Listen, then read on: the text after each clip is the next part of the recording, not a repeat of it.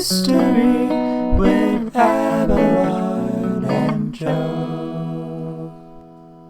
Hey, what do you think? I've been started to comb my hair kind of forward like this. How do you think? Is it good? Should I keep doing it? It, it looks cool. It's actually kind of weird to see you like that.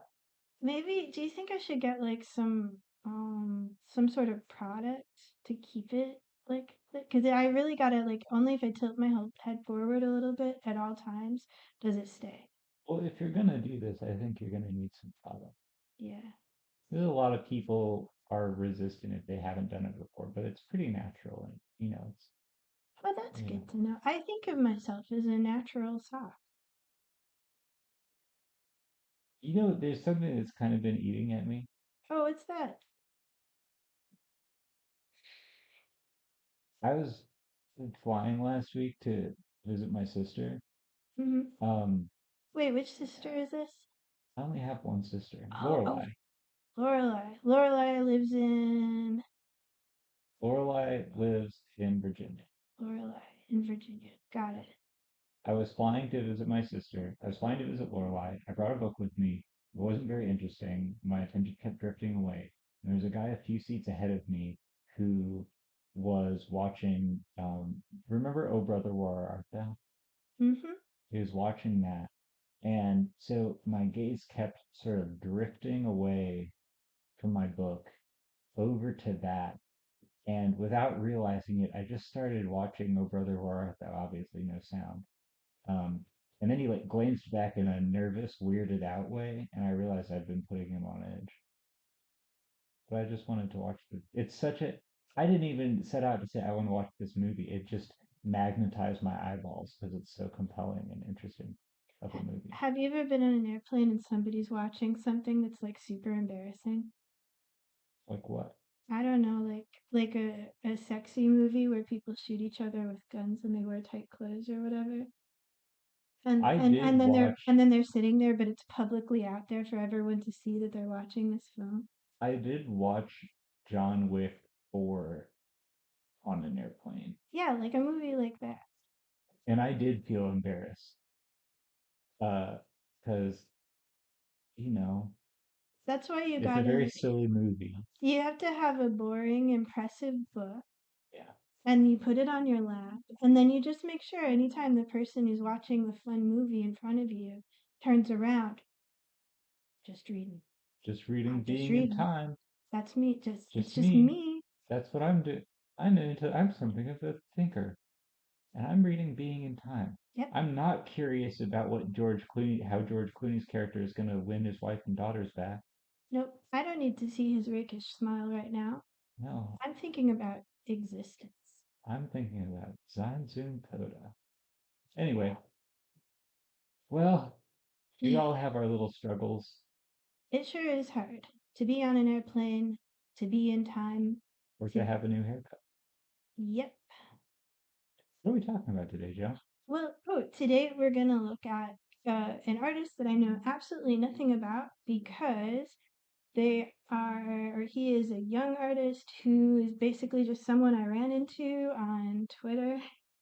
And I liked his work, and I've been kind of like following his work for a long time. And I thought it would be cool if we, in addition to talking about the great illustrators and the great fantasy artists of the past, if we also talked about people who are working now, because like there are people making art right now that's as good and cool and like awesome as the art that was being made 50 years ago. And it's you just got to go looking for it. Yeah. uh and it's I don't know, people just care about doing this stuff, and I was really excited when I found this artist, and I hope they keep making work for the rest of time. So this is his name is, well, here's one of the problems with Yeah. this: no Wikipedia page for an like new young artist who's only on Twitter. So I only know his Twitter handle, which is at RemMukh, and that's spelled RemMukh. We'll put a link out there in the show notes. You should I be able to click down there and you'll see a link. I will for sure remember to put a link up. I promise. But here, let's look at some drawings. Yeah. Do do do. Click. This is so tight. Oh. Soul. This is sick. I love this guy so much. Wow. You know, who hasn't drawn a drawing in the corner of your notes for school and it accidentally turned out to be a super sweet drawing, but now it's kind of inextricable from the fact that these were notes you were taking in class and maybe you ran out of paper on one side because you kind of just started it in the corner. Vivid memories of being a young Abelard and really nailing a drawing and thinking like, I wish this wasn't on the back of my homework. Yeah, but you know, even when I nailed a drawing on my homework, it didn't generally look this sweet. No, it never looked this sweet. This is a very good This is insane. creature. Uh, Geez, the handling of light and shadow on the obsessively like drawn like scaly pelt of this guy, just the inventiveness of the forms that it is made of. Yeah. His weird ear. I mean, obviously, you know what stuck out immediately to me with the shoes? I've never seen a creature that was wearing four shoes.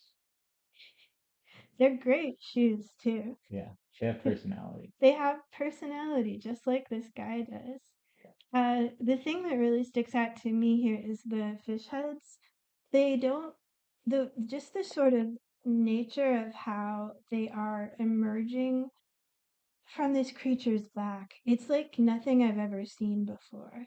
The way that Yes, they've kind of sunken into his back, like they've melded together rather than that this is just an animal that has three fish heads. Uh, then that's great. And then that their tongues turn into other little creatures. I mean, yeah. why would you stop with the fish heads? Why not keep going?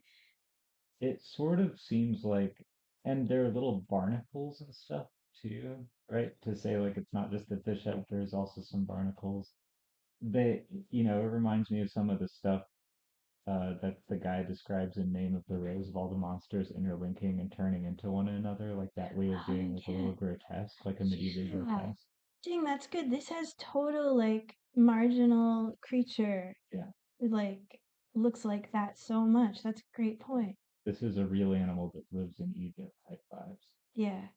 There's two things about this that I think, from what you've shown me of the other work, really, I think, carry through the other things, which is one, this isn't really a monster, it's not here to attack or anything. It has a kind of strange, self-conscious expression and posture.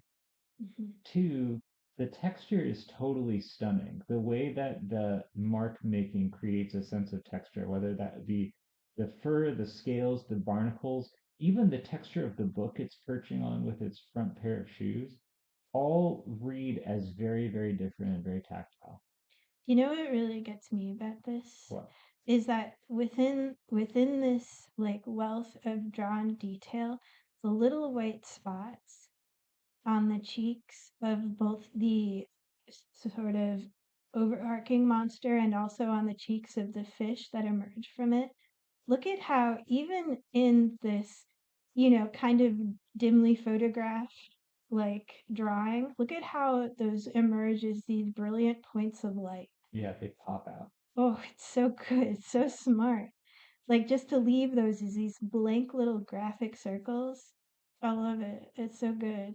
I think if you're doing densely worked black and white mark making, uh, areas of black or unmarked white are it's a power move. Yeah, it's It's pretty good. you can't just do it willy-nilly, but it's so effective when it's effective. Yep. Okay, I'm gonna go rearrange some of these Yeah. images real quick. Oh, you Hang on. thought there was only going to be one monster. There's More fool you. monsters. Oh no. Are they all going to be able to fit? Oh, Yeah, that yeah. looks good. Look at that. We did it. Monster Parade. Yeah. Monster Parade. Monster Parade. These are all of them are so different, And they're so good. And again, they all kind of have their own attitude or personality. Like the middle one looks like it might have a riddle or an impossible task for you to fulfill. The one on the right has a kind of alien Venusian Mothman kind of energy It's human limbs, like the human sort of and torso. proportions Yeah, of it make it so upsetting to look. So these are all really different. The one on the far left, I think, shows this like more graphic handling of light and dark, where you've got really bright brights and really dark darks, but still very, I just think, unique sort of design sense. Uh, it doesn't really look like, it reminds me of some stuff, but it doesn't look like anyone else's work precisely. I yeah. think the sort of eye spots where its front legs meet the torso are very, very compelling to me.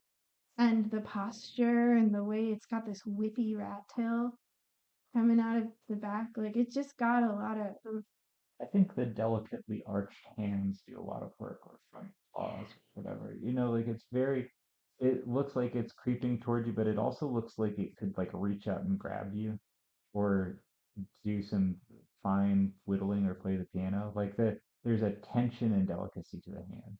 That's totally true. It's really great to be able to think about, and you can see this sort of the attention to the posture of the creature carry over to the next one, especially where a lot of the sort of personality is coming through the way these, the totally imaginary anatomy of these creatures is moving in a way that gives you a lot of clues about what they would be like. Like this guy in the middle, this frog guy that seems to have another different face of a different guy inside of his mouth. This piece is like, the more you look at it, the more like great little details start to emerge Yeah. for you to see. It's incredible. But like I would imagine you would meet this guy in a cave or forest somewhere, and he would give you a riddle to solve that would make you go completely insane. This is a classic riddle me this guy. Yeah. And he's both kind of alarming, but he doesn't look like he would bite your face off necessarily, but he does look like you might learn something incredibly disturbing from him. Just really good. Like I one of the things I think about, sometimes you get stuff where you're making it up totally out of your imagination and it ends up being kind of cute. And I think these move, I don't know why that is. It's something I notice with my stuff, just because you're like, oh, it's easy. And they got a little bite to them. Yeah, even the one in the middle, which is sort of cartoony, but even then cartoony in a Beatles Yellow Submarine sort of almost malevolent way. Mm-hmm. More acid blotter cartoony than, what's another kind of cartoon? Then Snow White? yeah, it's not like simple. And it's not trying to like give you just one simple emotion. Like Yeah. and you can even make something that's like, oh, this is dark and dangerous, but it's still very simple. I think there's a complexity to this guy in the center here and what he's kind of emoting or Yeah. bringing up when I look at him. Again, I think the texture is doing so much work here. The sense of solidity and physicality kind of like vibrates against the strangeness of the physical layout, the design of the monster, where it's like, of course, it could be sitting right there in front of you, and you would know what it would feel like to touch its weird legs. Um, but yeah, Yeah, I also think the way that he's very symmetric, that gives it a sort of ritual or like, I don't know, gives it a solemnity. Like you imagine this guy, like he doesn't move around a lot. He sits here waiting for you. When you meet him, he yeah. does this. It gives him a sort of like subterranean power. The fact that he's just like, staring right out at you like this. Yeah, but it's also physically designed. He's sort of designed silhouette first, right? Where the figures on the left and right are this is a whole body plan. It's in 3D space, and we can flatten it out into 2D to depict it. The middle figure is this is a really interesting two-dimensional shape, and there is a coherent body plan behind it. But it's primarily there to just sit there as a weird icon. Yep. Yeah, it's great. And I think this last one on the side, this sort of moth-looking guy with the wings that look like it looks like a how do you say the thing that Death carries around? How do you pronounce that?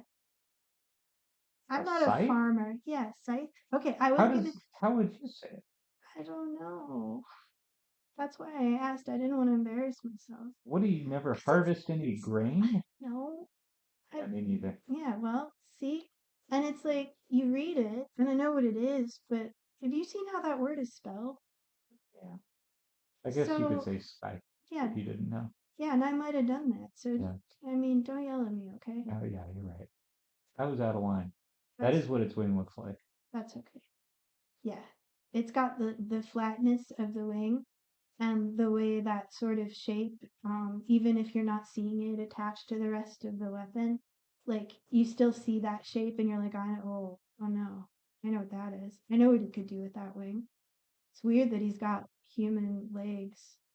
It's also weirdly unsuitable for flying. Like it's a gesture of a wing, which makes it seem especially otherworldly to me.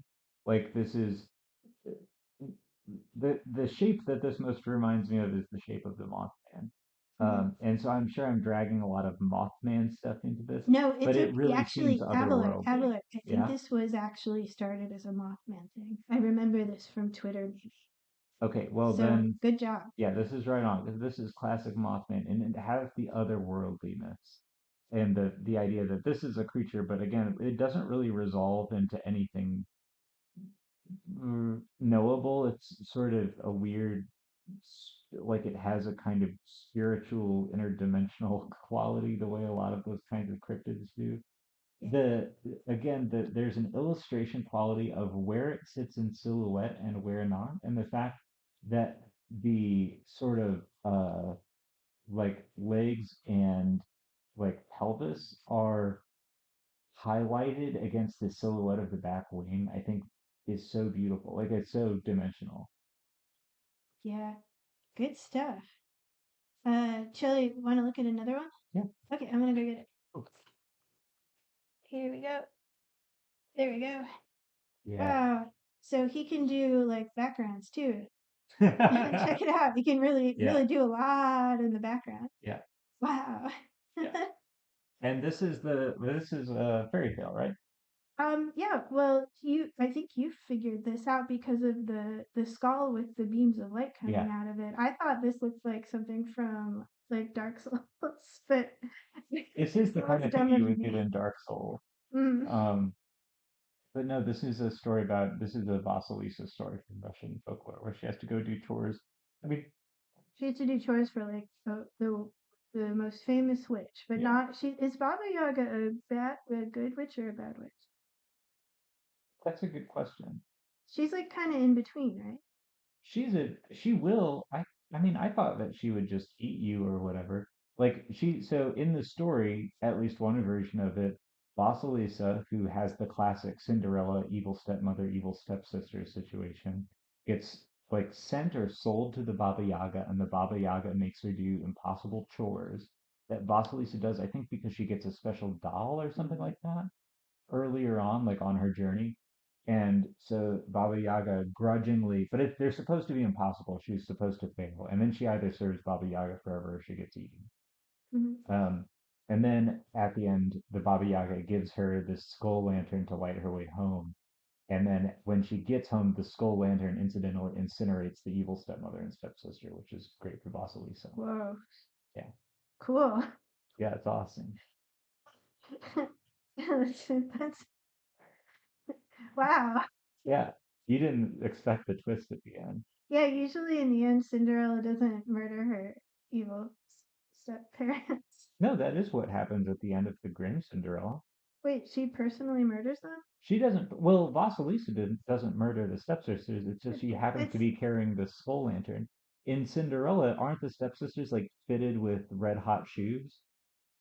Yeah, it's kind of vague who's responsible for that. They never really say, it just kind of happens to them. Maybe this is just kind of the plausible deniability of the fairy tale, but really it's because the reason they were mean to Cinderella was because she was like she was kind of awful, kind of murdery all along. You know, They knew she could. They knew, and then at the end, they were right. they were right. Yeah. Hmm. I Well, mean, let's get we that's why it's just like in John Wick, you know. you mean because they called John Wick Baba Yaga? Yeah, just like that. They never mention. They translate it as the boogeyman in John Wick. Yeah. They don't really mention any of the other details about the Baba Yaga, and I think they have to assume that you don't know what the Baba Yaga is, Yeah, it also doesn't make sense to call him the boogeyman precisely, right? because no, they mention it. It says he's the guy you send to kill the effing boogeyman. Wait, what? Yeah, John What? Wick is really stupid. It- whether it's good or not has nothing to do with whether it's really stupid, which it is. Okay, well, we should look at this. Anyway, This art. yeah. We won't solve the problems with John Wick today. I think that this here's something that I like a lot about this drawing. This is about as visually dense as you can make a thing and still have it be legible.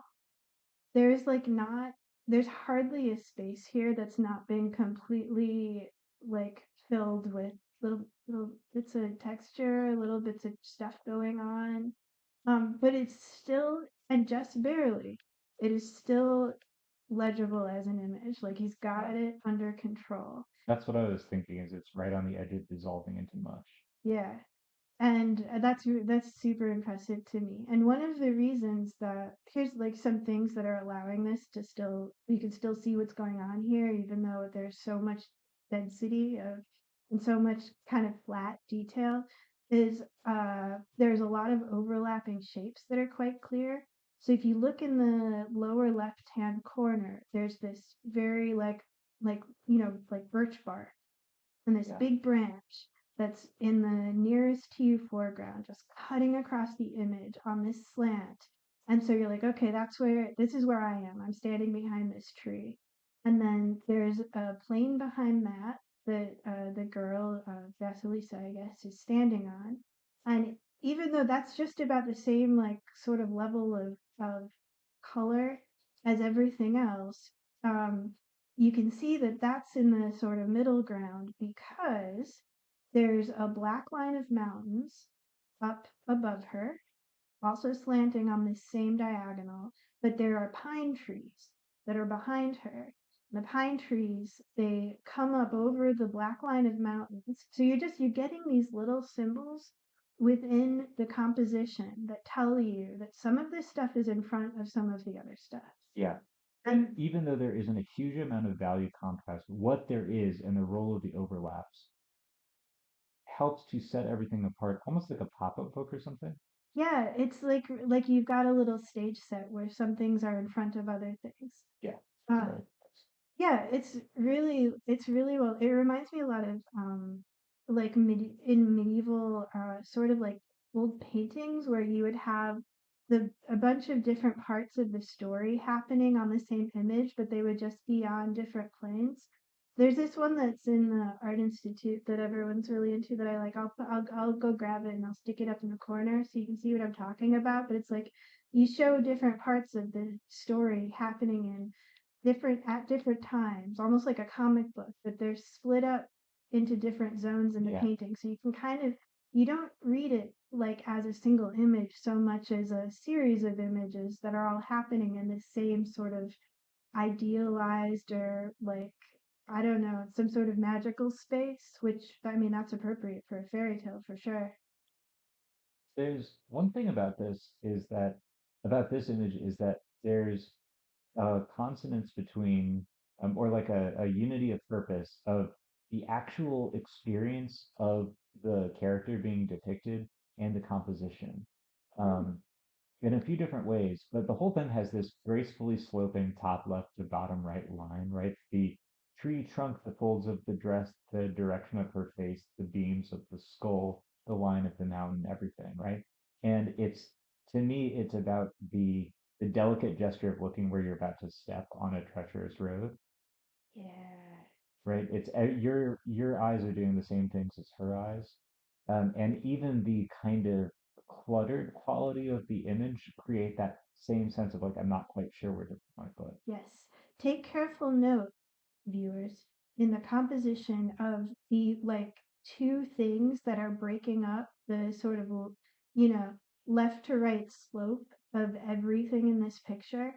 I think they're really key because if you didn't have that, your eyes would just kind of fall off the corner like that. Yeah, There's a tree that's leaning back towards her. That's where, it's there's she's standing there, she's kind of leaning back a little bit, and then there's this tree branch that's over there that's also leaning back. I think some mushrooms on it, uh, that's sort of blocking the path in front of her. And then the birch branch that's in the extreme yeah. foreground in the lower left has a single white branch that's in front of her footsteps. Well, I think the gathers of the dress are also like that is almost like where your eye gets drawn, right? Yeah, that's good. That or her, like the dark scarf that she has on. That really like, Oh yeah, the which dark is, scarf definitely. yeah, that's doing a bunch of work to be like, here's the face, here's our biggest part of contrast that's sort of central to the image. Like that's, we haven't even talked about that yet, but that's one of the things that is really holding this together, even though it's so dense. Yeah, if you just think about what would this look like if that was also done as uh, an outlined white space, the whole thing would start to fall apart or dissolve. Yeah, I don't know, it's really impressive to see something like this and have it work. It's just really nice to look at. Yeah, I think it's beautiful. Okay, so I'm gonna go get the last piece. Okay. This is my favorite one. This is this is Yeah, the first piece I saw that this artist did, and I was so wowed by it that I lost it and I forgot who posted it, and then I like at some point spent probably 2 hours scrolling through Twitter trying to figure out who did this. this is stunning. I think this is so good. This is, of course, if you couldn't, and surely everyone who's watching this could tell immediately, this is our everyone's friend Treebeard from The Lord of the Rings. Uh, but have you ever seen a Treebeard who looked like this? Trick question, you haven't. Nope, it's impossible Yeah. because this is here's what really here this is what is so impressive to me. I think that when you are thinking about depicting a scene from a work that is so thoroughly tread as The Lord of the Rings, like there's such an established sort of look for the art, for the characters, for everything that's attached to this, that showing me something that it's like both I haven't seen this before. I didn't, but I can still tell this is Treebeard. Like at first Yeah, glance, I know who this immediately. is. That's astonishing. That's like a level of like being able to see something like this with new eyes. And but still it's not like this is Treebeard the gritty reboot. You never knew he would be like this before. This Yeah. is faithful to the feel of the book. It's just not in the way people usually do it. Yeah, this isn't like one thing you can do, which isn't even bad necessarily, is just saying like, here is one thing plus another thing. Here's what if Treebeard was in Dark Souls. Here's what if Treebeard was in My Neighbor Totoro, right? Whatever. You just smash two things together. But just trying to do like just something totally novel that comes from that you when you're a fantasy artist, part of the skill set is can you have cool ideas? That sounds facile, but I think it's actually literally true. Can you come up with a cool way for things to look, or can you only repeat symbols and ideas you've already seen? Mhm. And throughout all of these images that we've looked at, the shoe monster especially maybe, this person has interesting visual ideas. And this image is full of them. There's something so compelling, I think, because a beard bespeaks like age, wisdom, carelessness, power. Like a beard can be a lot of things and you can have one for a lot of reasons, but you only really have a mustache for cosmetic reasons. Like you have a mustache because you think it looks nice to have a mustache, and it makes it so beguiling for Treebeard to have a mustache. Hey, Adelaide, Yeah. should I grow a mustache? What do you think? This is one of those, you should try it. What if you tried it? There's no harm in trying.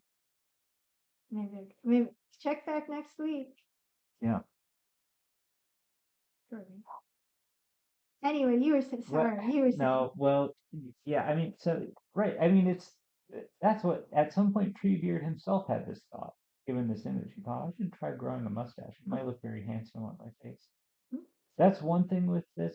Also, the fact that his body is very sort of flat and stocky. Like, it's sort of not tree-like, but it's also not like, I think the level zero idea here would be to shape it in a muscular way. It is just a big mass of wood. And then his he's not the top of Treebeard's head is not the top of the tree. There's way more tree up there still, right? It just seems so, and all of that comes together in an attitude that seems friendly and avuncular, but also otherworldly and hard to know and powerful in a strange way. The focus on his eyes. And Yeah, I was just recently listening to an old audiobook of The Lord of the Rings, and like there's a lot of emphasis placed in the text on like Treebeard's glowing eyes, his mysterious and otherworldly glowing eyes. And usually these just got like a tree face with some yeah, rain. These eyes are like, yeah. yeah, I would focus I would if I met him in the woods, I'd be like, whoa, his eyes are like they're boring and stony. and he So good. he's he doesn't look friendly necessarily. He looks sort of Mhm. like nonplussed, which is how he actually acts in the books most of the time, I think. Yeah.